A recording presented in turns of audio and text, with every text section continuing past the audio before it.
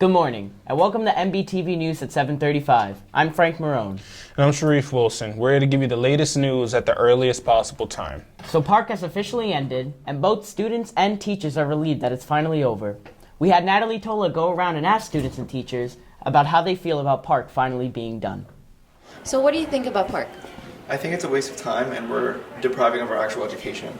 Do you think the Park will get you college ready? I think any testing that the school system is providing will get us ready for whatever life throws at us. No, because I feel like a lot of the stuff that they're giving us on the Park is irrelevant to anything we're going to be doing in college. So I'm here with Mr. Clark today. So can you tell me more about Park? It's Partnership for Assessment of Readiness for College and Careers. That's what PARC stands for. Why should students take the test? Okay, and this is what the Department of Education says. Federal requirements mandate New Jersey develop a statewide assessment in reading, writing, math. Is a Park helpful to identify students if they are college ready? What the state says here requires all public schools to test students annually in these courses to determine student progress in literacy and computation skills. All right, well, thank you for your time All right, today. good. Thank you, Nat, for doing such a good job. We can always count on you. Our next story is from Justin Brown. He went around and asked a senior class about their college readiness and if they're ready for the life ahead of them. Take it away, Justin. I'm here with a fellow senior of mine at NBTHS. Do you know where you're attending next year for college? Yes, I'm attending Rowan University. I'm attending Hartford University in Connecticut. George Washington University. What's your major going into next year? I'm going to be thinking about majoring in computer science and minoring in performing arts. I'm going to major in architectural design and minor in pharmaceuticals. Double major in bio and poli-sci. And do you have like a sort of checklist, what you're going to bring and how many of it are you going to bring? Well, right now I'm only focused on bedding, meeting pillows and stuff like that. Connecticut's a little bit away from New Jersey. Do you know anyone going there? Not really. I'm hoping that someone is going, so I have like a friendly face I can see, but not at the moment. And do you have any idea of any clubs or activities you might want to join at the school? I'm hoping they have a chess club because I've been in this school's chess club for about 4 years now, so I'm hoping that I can continue on there. Do you know anyone going there? It's a bit away from New Jersey. Unfortunately not. I'm excited though to start out in a new area in DC. Very nice. Thank you. All right, thank you, Justin. Sharif, are you ready for college? You know, Frank Tank, I think I am. Are you? I think so. Great. Our next story is on Denim Day. Denim Day is a campaign on Wednesday in April to honor sexual assault awareness. We had Neha Ahmad interview the school nurse, Miss Blackborough, about it. The month of April is Sexual Violence Awareness Month.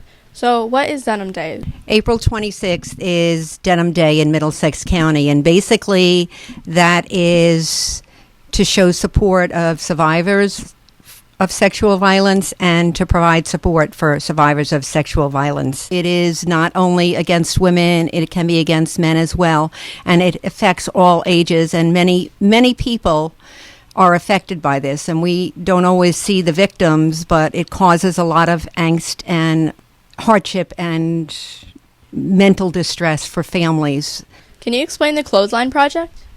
The Clothesline Project was started in 1990 in Cape Cod, and there was an artist who wanted to show support for victims of sexual violence, and one of the activities that she was looking for visual art. So she had people decorate T-shirts to show what they went through and had other people decorate them to show support for the victims. In the guidance office, some of the clubs have done cardboard T-shirts, and they're going to be put in the hallway, in the guidance hallway, at least for next week. So please view those too. Thank you so much, Mrs. Blackborough. Thank you, Neha. Our next story is another edition of Show Reviews with Matt, where he gives us his opinions on some of the newest shows and movies out there. You're on, Matt. So we're back with another installment of Movies with Matt. This is not going to be movies, though. We're going to do these things a little bit different. We're going to do shows because I didn't really see any movies that caught my attention or I felt like I needed to review. So I'm going to do two shows that have been talked about a lot. 13 Reasons Why. This has been a very controversial show, and it's everywhere. People are talking about it everywhere. And my opinion is, I like the show. I like how the story progressed. I like how the characters interacted with each other. I like the story. it was done well, in my opinion. I like the character progressions. Everybody was the character at the beginning, they were a totally different character at the end. It left on a cliffhanger, which was really good. The message that it gave, great message, that we need to learn to be nice to each other and really see who needs help. Try to get those people help. With cyberbullying, it's real. People think it's a joke. Cyberbullying is real. So I think they use this platform well. It was a really good show. I definitely recommend that you watch it. All right, so let's get into the second show, The Get Down Part 2. I watched Part 1 and I fell in love. I fell in love with the characters, fell in love with the music. 2 kind of disappointed me a little bit. It was the way it started, it was underwhelming. I felt like they didn't use the music enough the way they did in Part 1. And I would rather see the actual actors and the scenes actually go on instead of this comic thing. But I have to give them credit because it ended off really strong with a good cliffhanger. And that's important because when season 2 comes around, I'm going to be excited because I'm like, where are they going to go from here? So I really want to see what they do in the season 2. Movies with Matt, out. Thank you, Matt. Did you know 1 in 68 babies are born with autism? We had Leslie Vasquez Mozo to go around school and talk to other students how April is Autism Awareness Month. You got it, Leslie. April is National Autism Awareness Month. Can you tell us more about it? Sure. So I'm Mrs. Noonan. I work here at the high school. And some of the things that we're doing here for Autism Awareness Month, we're starting to kind of generate not only awareness but acceptance. And that has been kind of the theme throughout the country. They're changing things a little bit. So it's not enough for us to just say, like, here are some statistics, here are some facts about autism, but we need to also be telling people, this is how you can work with someone with autism. This is how you can be friends with someone with autism. This is how you can help someone. And we want to kind of focus on those things instead so that we're really kind of helping to have everyone be integrated and have everyone work and live and do whatever they can do together. So that's been kind of our focus here. What does a puzzle piece for autism stand for?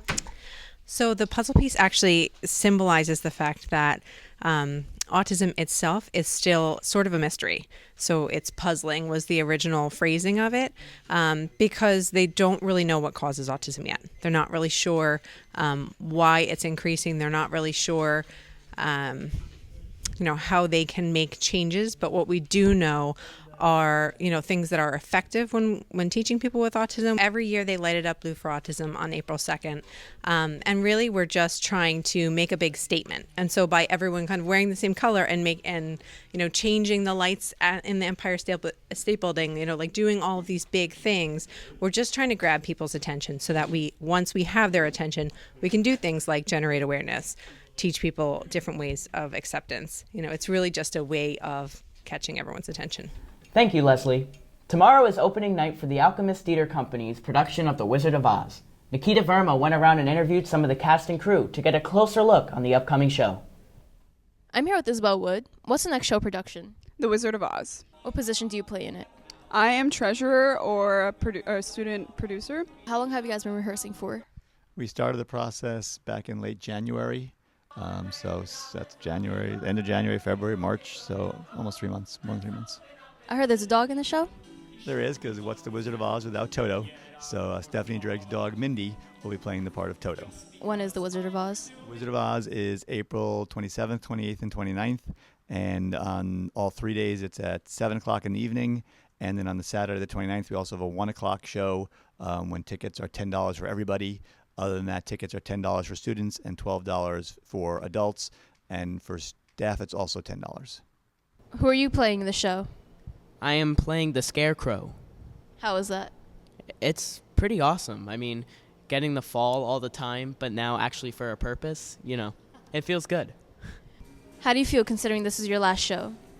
Well, I'm pretty upset about it, because when I was younger, it's something I would dream about, like, oh my god, I can't believe that, like, my last show is coming, but now that it's actually here, I just can't believe it. Knowing that you're in the exec board, how's everybody else taking it that everybody's graduating? Well, it sucks that we have to graduate, because this is such a great club, and it's been such a great experience from freshman year all the way to senior year. and, you know, finally that it's coming to an end. It stinks. Thank you. Back to you guys in the studio.